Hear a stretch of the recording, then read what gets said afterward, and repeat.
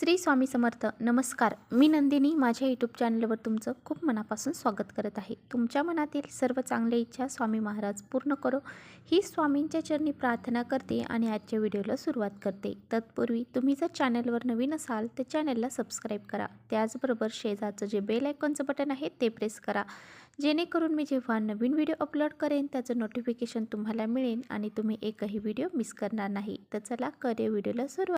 उद्या आहे कालभैरव जयंती. तर उद्या आपल्याला अंघोळीच्या पाण्यामध्ये अशी ही एक वस्तू टाकायची आहे, ज्यामुळे आपल्या घरामध्ये जर भांडण होत असतील, वादविवाद होत असतील, सारखे नवरा बायकोची भांडणं होत असतील, छोट्या छोट्या गोष्टींवरून भांडणं होत असतील, मुलं ऐकत नसतील, नवरा ऐकत नसेल, तर अशा वेळेस पहा आपल्याला हा उपाय करायचा आहे. त्याचबरोबर कोणतेही शत्रू असतील आपल्या अवतीभोवती, ते शत्रू जे आहेत तर त्यांची जी शत्रू बाधा आहे तर ती सुद्धा नष्ट होऊन जाईल. इतका हा प्रभावशाली उपाय आहे, तो आज मी तुमच्याशी शेअर करणार आहे. आणि त्याचबरोबर बघा, तुमच्या ज्या कठीणातील कठीण इच्छा असतील तर त्या पूर्ण होण्यास मदत होईल. इतका हा प्रभावशाली उपाय आहे, तो आजच्या व्हिडिओमध्ये शेअर करणार आहे. त्यामुळे व्हिडिओ कुठे स्किप न करता शेवटपर्यंत नक्की बघा, जेणेकरून तुमच्यापर्यंत योग्य ती माहिती पोहोचली जाईल. आपण ज्यावेळेस आंघोळ करतो त्यानंतरच बाकी सर्व कामं करत असतो. तर आंघोळ केल्यामुळे आपले मन शुद्ध होते, त्याचबरोबर आत्मा शुद्ध होतो आणि शरीरसुद्धा शुद्ध होतं. आणि आत्मा शुद्ध होण्यासाठी आपल्याला भरपूर साऱ्या सेवा करायच्या असतात, नामस्मरण करायचं असतं, तर यामुळे आत्मा शुद्ध होत असतो. तर पहा, कालभैरव जयंती म्हणजेच काय, तर कालभैरव हे शंकर भगवानांचंच एक रूप आहे. तर बघा, आपल्या सर्वांनाच माहीत असेल की माता सती जी आहे तर ती जेव्हा यज्ञकुंडामध्ये ती स्वतःला जाळून घेते, त्यानंतर शिवशंकर तिला उचलून घेऊन जातात. तिचे जे जे म्हणजे शरीराचे जे भाग आहेत तर ते जिथे जिथे पडले ते जे 51 शक्तिपीठं असतात, तर त्या 51 शक्तिपीठं निर्माण झाली आणि तिथे ती त्यांची स्थापना झाली. तर ह्या 51 शक्तिपीठावर शिवशंकरांनी एक रुद्राक्ष ठेवला होता आणि हे एक रुद्राक्ष म्हणजे कालभैरवाचंच एक रूप आहे. त्या 51 जे शक्तिपीठं आहेत तर त्याचं रक्षण करण्याचं काम हे कालभैरव करत असतात.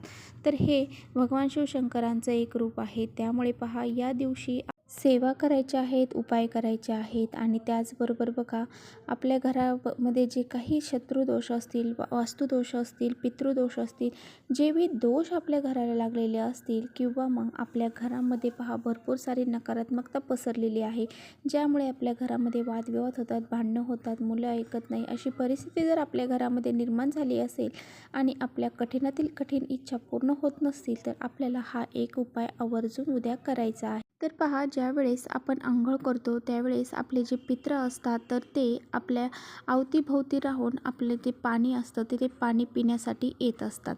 तर त्यावेळेस बघा, आपण जर असे आंघोळीच्या पाण्यात काही जर वस्तू टाकल्या तर पितृदोष जो असतो तो नाहीसा होतो, म्हणजे आपल्या पित्रांना मोक्ष प्राप्ती होते. तर बघा, कार्तिक महिन्यामध्ये कार्तिक स्नान करण्याला खूप सारं महत्त्व आहे. पवित्र गंगेमध्ये जाऊन स्नान करण्याला खूप सारं महत्त्व आहे. जर तुमच्याकडून आत्तापर्यंत गंगेमध्ये स्नान करणं शक्य झाले नसेल, आणि हे पहा प्रत्येकाला शक्य होत नाही, त्यामुळे अशा विशिष्ट तिथी आहेत, तर ज्यांना शक्य आहे त्यांनी पवित्र गंगेमध्ये जाऊन स्नान करा. त्यामुळे तुमचा पितृदोष नाहीसा होईल. त्याचबरोबर तुमची जी काही कळत नकळत तुमच्याकडून पापं झालेली आहेत ते सुद्धा नष्ट होऊन जातील. जर असं करणं शक्य नाही तर मग आपण आपल्या आंघोळीच्या पाण्यात ही एक वस्तू टाकावी. आता बघा, आपल्याला आंघोळीच्या पाण्यामध्ये काय टाकायचं आहे, तर आपल्याला आंघोळीच्या पाण्यामध्ये मोहरीचं तेल जर असेल ना तुमच्याकडे, तर ते अगदी 1-2 थेंब आपल्याला टाकायचे आहेत, खूप जास्त टाकायचं नाही. जर तुमच्याकडे मोहरीचं तेल नाही तर मग पिवळी मोहरी असेल तर ती चिमूटभर टाकली तरी चालेल. पिवळी मोहरी नाही तर मग काळी मोहरी असेल ती टाकली तरी चालेल. तर पहा, आपल्याला ही एक वस्तू आंघोळीच्या पाण्यामध्ये टाकून आंघोळ करायची आहे. तर पहा, आंघोळ करताना ती कशी करायची ते सुद्धा खूप महत्त्वाचं आहे. कारण आपण बघा, बरेच जण असं म्हणतात की आंघोळचे जे उपाय आहेत आम्ही भरपूर करतो, परंतु आम्हाला त्याचा फरक जाणवत नाही. तर पहा, आपण चुकीच्या पद्धतीने जर आंघोळ केली तर आपल्याला त्याचा फरक जाणवणार नाही. त्यामुळे काय करायचं, ज्यावेळेस आपण ह्या वस्तू टाकतो आणि त्यानंतर आपल्याला काय करायचं, एक मग भरून घ्यायचा, तो उजव्या खांद्यावरती टाकायचा, दुसरा मग भरून घ्यायचा, तो डाव्या खांद्यावरती टाकायचा, तिसरा मग भरून घ्यायचा तो डोक्यावरती टाकायचा. तर अशा पद्धतीने आपल्याला जी अंघोळ आहे तर ती करायची आहे. तर ही एकच वस्तू आपल्याला टाकायची आहे. अगदी साधा आणि सोपा उपाय तुम्हाला सांगितलेला आहे. जर तुमच्याकडे मोहरीचं तेल नाही तर तुम्ही पिवळी मोहरी टाकू शकता किंवा काळी मोहरी टाकू शकता. तरी अशा पद्धतीने आपल्याला हा उपाय करायचा आहे. अतिशय प्रभावशाली उपाय आहे आणि तुमच्या घराला जर कोणाची शत्रुबाधा असेल तर ती शत्रुबाधा नष्ट करण्यासाठी हा अत्यंत प्रभावशाली उपाय आहे. नकारात्मक शक्ती घालवण्यासाठी, त्याचबरोबर आपल्या घरामध्ये काही दोष असतील ते दूर होऊन जातील आणि आपल्या कठीणातील कठीण इच्छा देखील पूर्ण होतील.